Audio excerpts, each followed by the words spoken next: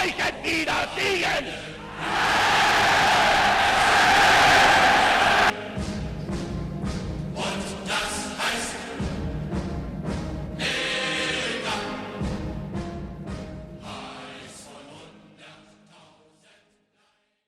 When you think of the worst dictators in human history, a certain Austrian painter may come to mind. While it's true that Hitler murdered millions of people and started the worst world war in human history, he's actually not the deadliest dictator to ever exist. Okay, you might say, then it's obviously Stalin or Mao. And while you're correct that they definitely killed a lot of people, they're nowhere close to being the real deadliest dictator. Now first off, what do we mean by deadly? The seasonal flu kills 500,000 people, but infects a billion of us every year. Ebola, on the other hand, killed just 15,000 people in its existence, but has a 50% mortality rate. Which one is deadlier? It's clear now that it's not really about how many people die, but rather the proportion of people that die, which determines just how deadly something really is. In other words, I'm a lot less scared of stairs than, say, king cobras, even though stairs kill way more people than king cobras ever do. So now that we've established what deadly means, we know we can't just look at Hitler, Stalin, or Mao's kill count alone. We need to look at their kills compared to how many people they ruled over. It's estimated that the Nazi regime killed upwards of 17 million people. Stalin is pretty close, with most estimates around 20 million. Mao takes the lead though, with anywhere between 40 to 80 million people dying under him. There are very few people in history with higher KDs than Mao, Stalin, or Hitler. But we need to find out how deadly they were to their countries. Taking China's population of 723 million at the time, Mao has a kill-to-population ratio of 8%. The Soviet Union under Stalin had a population of 162 million, putting the Man of Steel at 12%. And lastly, the population in Nazi Germany was 79 million people, putting Hitler at an insane 21%.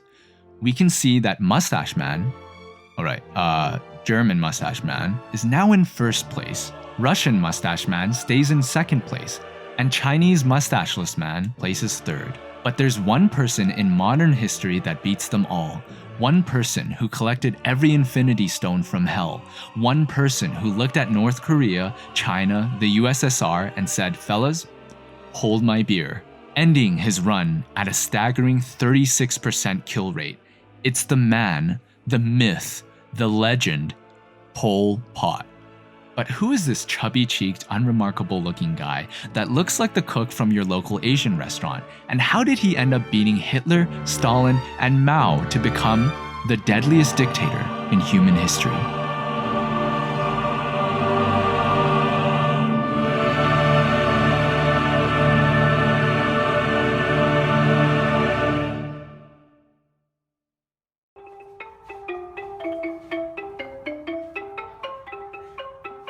Pol Pot came to this world in 1925 as Saloth Sar and was born into a wealthy family who was able to send him to elite schooling in Cambodia. It was from this education which allowed Pol Pot to learn French and in 1949 study engineering abroad.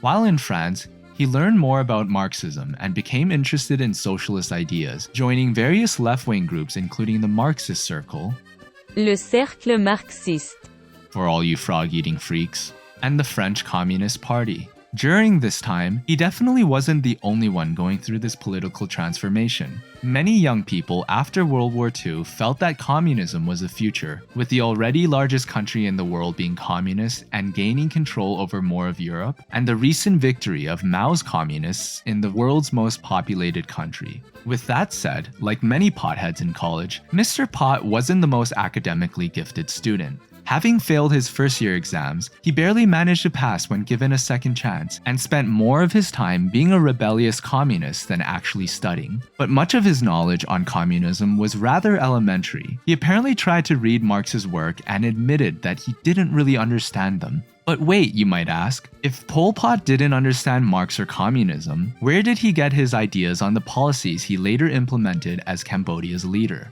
Well, he thought of the brilliant move, Rook takes knight. Just kidding, I'm not gonna reuse the same joke from my last video. Pol Pot thought of the brilliant move to just spark notes Marxism by reading interpretations from none other than the two people in history with the greatest success in managing a country and not killing millions of people: Stalin and Mao. Yeah.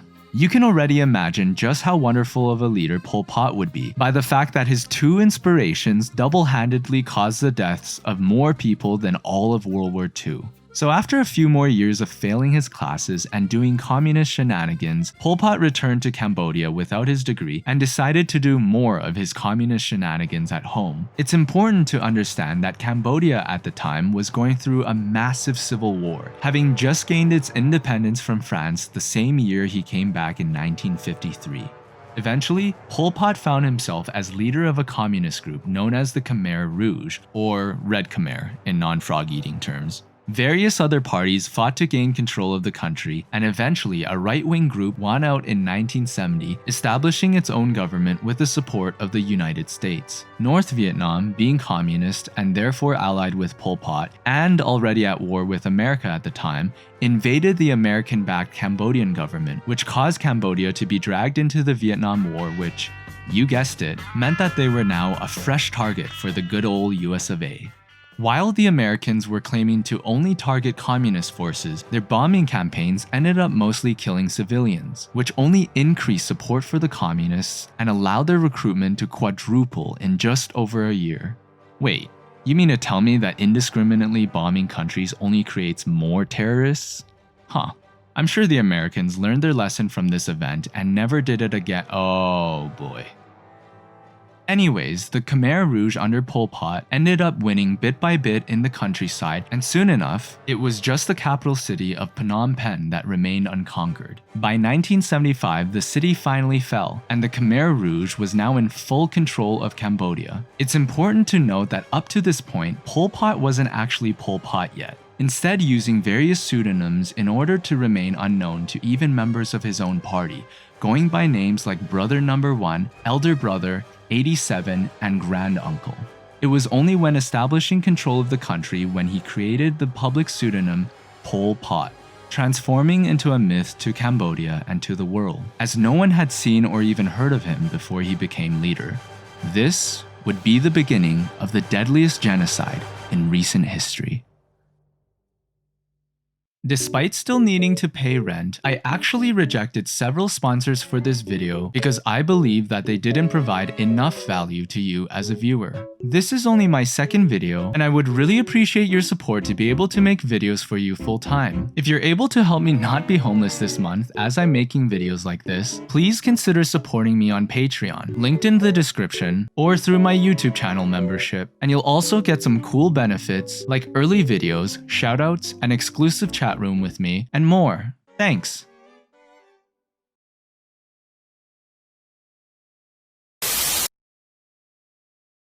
The new rulers of Cambodia call 1975 Year Zero, the dawn of an age in which there will be no families, no expressions of love or grief, no medicine, no hospitals, no schools, no books, no learning, no holidays, no music, no money, only work and death.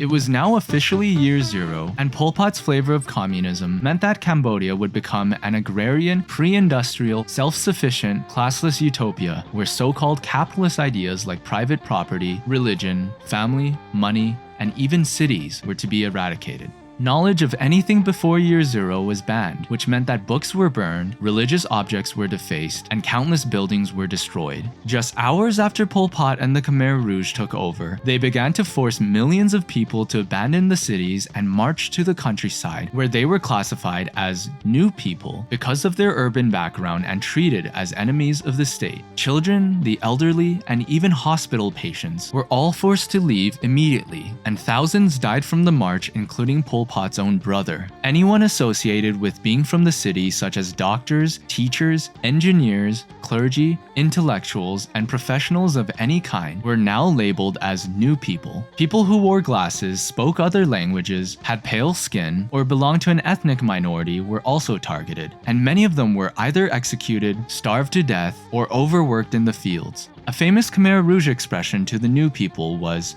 "To keep you is no benefit, to destroy you is no loss." The so-called old people who could prove they were peasants from the countryside weren't that much better off either. On top of the constant daily risk of being accused of being a new person, capitalist, or foreign spy, all land was seized by the state and peasants now needed to fulfill larger and larger harvest quotas or risk being starved or executed. Much of this was due to party officials in local districts being afraid for their own lives and falsely reporting higher and higher yields to satisfy the party. Any sign of individualism was prohibited, with food being communalized where people didn't eat in their own homes, humans being communalized where husbands, wives, and children were separated, and even the language being communalized where people talked about themselves using the plural we instead of I. Now, it's one thing to force millions of people into the countryside to be worked to death as feudal slaves, or destroy every remnant of culture and religion, or even take children away from their parents. But the most atrocious aspect of life in Cambodia under Pol Pot were what came to be known as the killing fields. A vast array of sites in the country where almost 1.5 million people were executed. This number doesn't include people who died from starvation, overworking, or war. It's just the number of people who were murdered. The most infamous of these sites was Security Prison 21, known as S21 for short.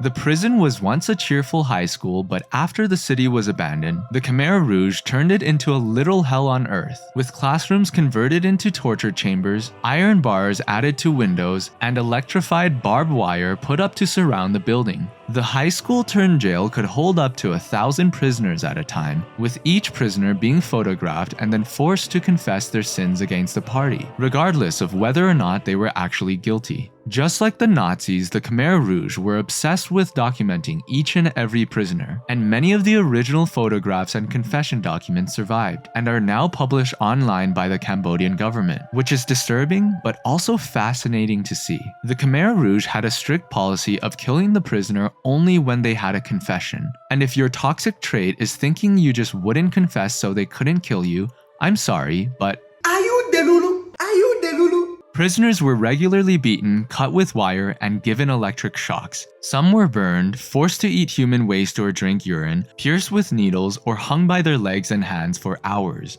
Others were cut with knives, suffocated with plastic bags, had their fingernails pulled out, or had their heads held underwater. Aside from being tortured every day, prisoners were shackled to the ground where they slept on the floor without a mat or blanket, and were forbidden to speak or do anything without approval from the guards. You can imagine the food situation, with the survivor recalling that they were fed 4 spoonfuls of rice porridge and some watery soup as their twice-a-day meal. They were hosed down like animals every 4 days and suffered from ringworm, rashes, and lice, along with diseases that were left untreated.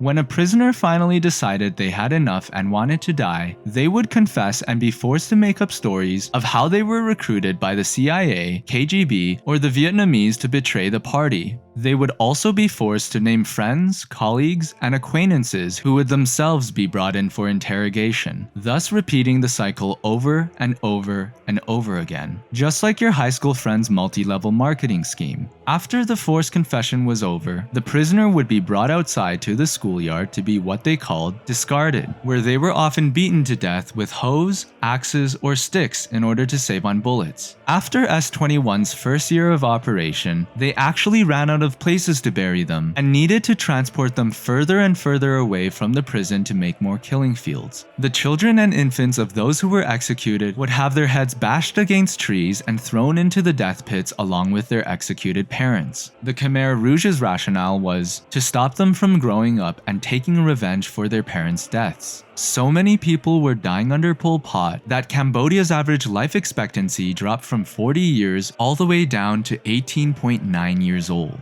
With no enemies left to kill and life getting worse and worse, paranoia crept in. If we killed all these enemies, why is our country not getting better but getting worse? Pol Pot wondered.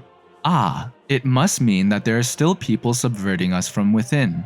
And so thousands of Khmer Rouge members who used to do the killing were now being killed themselves. The official who helped set up S21 was murdered there by the very person he appointed to lead the prison. The slogan Pol Pot used during these purges was, "Purify the party, purify the army, purify the cadres." Out of the 22 Khmer Rouge leaders that started in year 0, 18 of them were killed by the end. Additionally, Pol Pot had always been extremely paranoid about an impending invasion from Vietnam, so anyone associated with the Vietnamese was targeted and killed, which ironically caused Vietnam to actually invade in year 4 of his reign. The Cambodian army was completely incapacitated after years of purges, starvation, and killings, which allowed the Vietnamese to steamroll into the country and end Pol Pot's regime once and for all.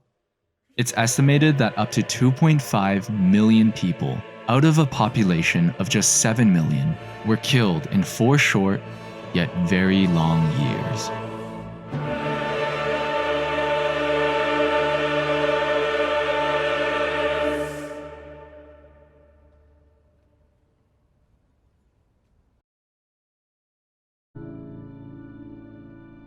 With Pol Pot and the Khmer Rouge out of power, the world could finally see what they did to the country.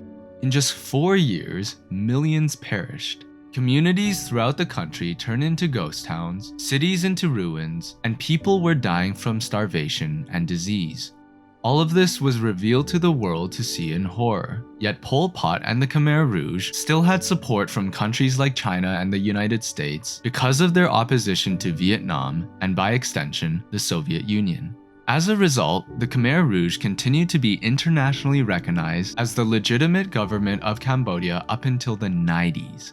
Because of this support, Pol Pot was never brought to justice for anything he did and lived until 1998 when he died peacefully in his sleep. The fact that Pol Pot lived long enough to be able to watch South Park and read Harry Potter is just insane. The man known as Salith Sar was a wealthy, urban, foreign-educated, glasses-wearing, French-speaking intellectual who enjoyed Western literature, yet he targeted and killed anyone suspected of possessing even one of these traits. The myth, known as Pol Pot, wanted to triple his population and bring them into a new age of prosperity. Yet he killed millions and dragged the rest backwards in time to year 0. To this day, bones and teeth are commonly found after heavy rain due to the amount of mass graves still yet to be excavated, being responsible for the murder, starvation, and deaths of so many so quickly. The legend, known as the deadliest dictator, must forever be told for all to learn.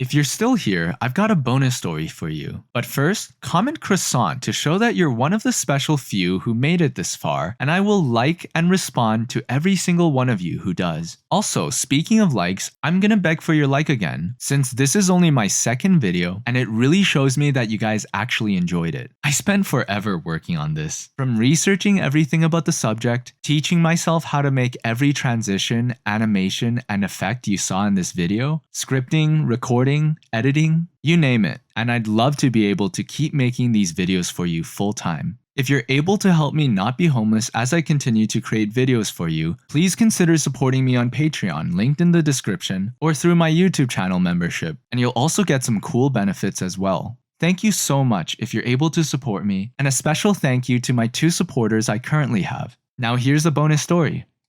Pol Pot has a daughter. He met and married a woman in 1985 while still fighting the Vietnamese to get back in power. I guess even at that age, he was still able to stick his pole in her pot, and they had a child when he was 63 years old. Here's a picture of his daughter getting married in 2014 at the age of 26. For the sake of humanity, I hope she doesn't get involved in politics like her father. Like and subscribe for more.